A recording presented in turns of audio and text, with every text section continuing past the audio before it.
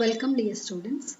In this series of videos, I am going to discuss about the second unit, which is spectroscopic techniques and their applications. We are going to cover the basics of spectroscopic techniques and focusing on electromagnetic spectrum. Majorly, we focus on three types of spectroscopic techniques, that is rotational spectra, vibrational spectra and NMR spectroscopy.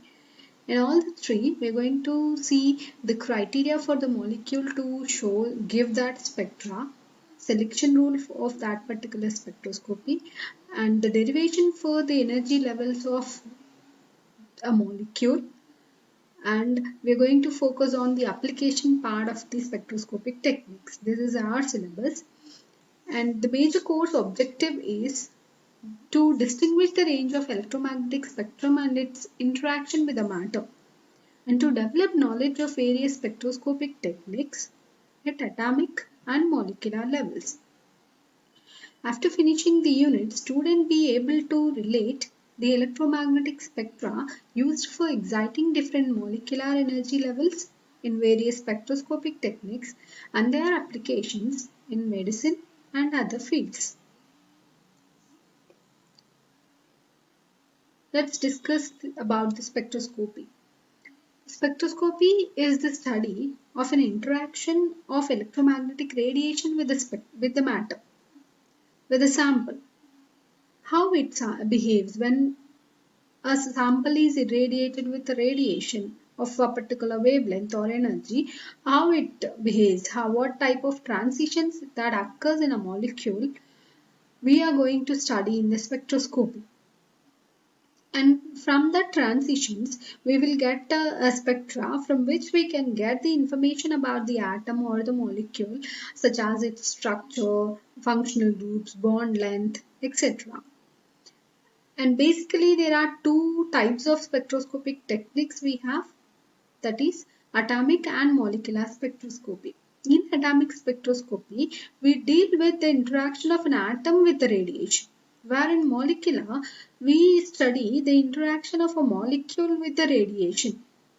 The atomic spectroscopy is a line spectrum generally, because the transitions in the atom is just from the ground level to the next level or from higher level to the ground level. So we will get a peak in the or in a line in the atomic spectra, whereas in molecular spectra we will have number of transitions.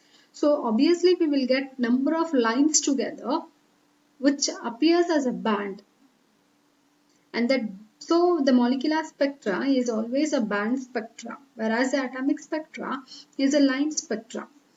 So coming to the electromagnetic radiation, this is a study of an interaction with the radiation and the sample. So we first look at the electromagnetic radiation and what are the different types of radiations that we have and what are the terminology that we use in the spectroscopy, and then we move on to the molecules. What are the energy levels of the molecule and what may be the transitions that occurs in the molecule, that we discuss in the later in the video. So the electromagnetic radiation is considered as a simple harmonic wave, and it is propagating from the source and travel in a straight line.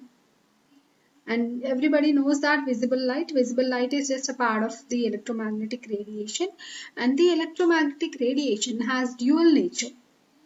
It behaves as particle as well as wave, and it is considered as a light of beam consisting of stream of particles called photons, and its velocity is 3 into 10 power 8 meters per second. And the electromagnetic radiation has two components. One is the electric component and the other one is the magnetic component. If you consider this as an x direction in which the light is propagating, both the components, electric and magnetic components, are perpendicular to each other. And even in this image also I have showed this. The propagating direction of radiation is in this way, x direction, and the electric component is in y direction and the magnetic component is in the z direction. They are perpendicular to each other.